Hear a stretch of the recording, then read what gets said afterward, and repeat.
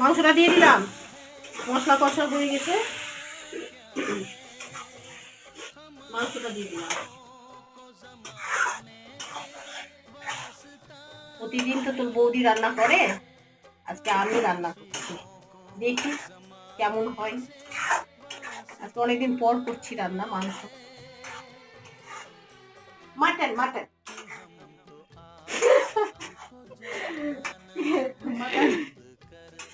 কি রান্না? মাটন। বন্ধুরা মাটন করছি, এই যে মাটন কষা।